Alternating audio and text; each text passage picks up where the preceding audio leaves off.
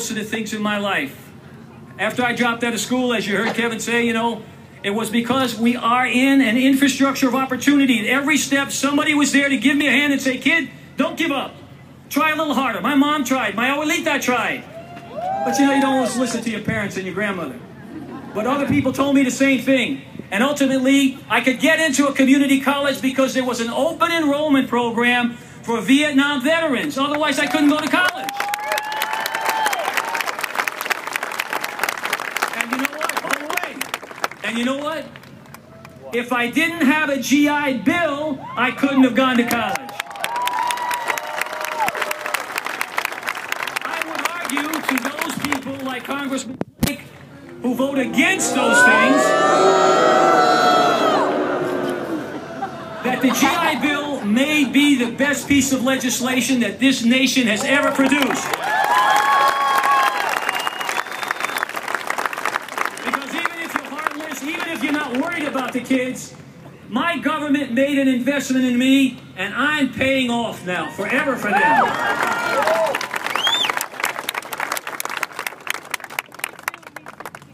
We're here today because so many of us are tired of the extremist, vitriolic, hatred type of politics that's out there. Too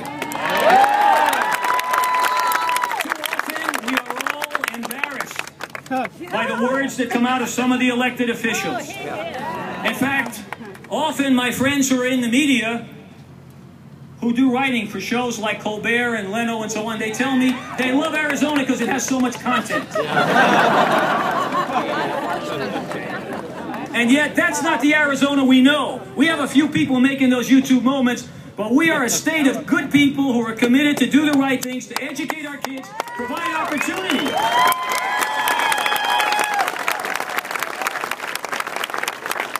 So guys, here's the deal.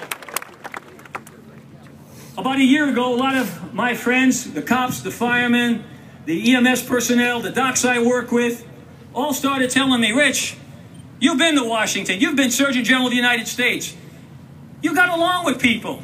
Don't you think you should do something? And I kind of didn't say anything. Then they said, Rich, you ought to run. And I said, I am running. I'm running as far away from Washington as I can. But then I started to realize that this was an opportunity to serve. It was another opportunity to serve. And if my abuelita was still alive, if my mom was still alive, they'd be damn disappointed in me that I didn't step up and serve my country one more time.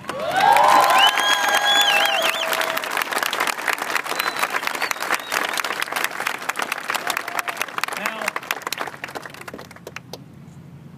like many of you, I've been in the military. I'm a disabled veteran myself. U.S. Army Special Forces. Hooah!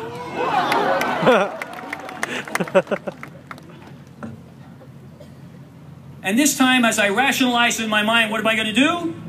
I thought, this is like going back on active duty. I get it. This time I won't be in uniform, though.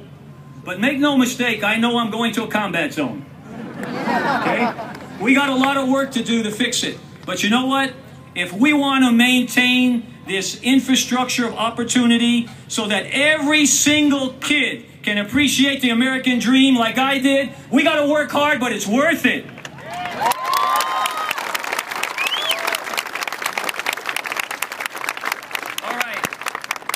Look, it's not often that you get to introduce a rock star.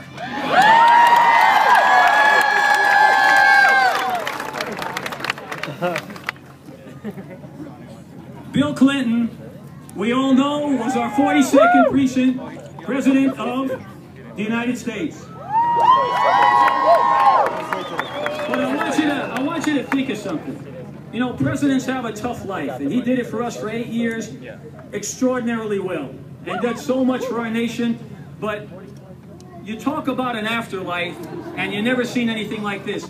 This is probably the most important person, most visible person in the world who continues to bring value to the world in everything he does every single day.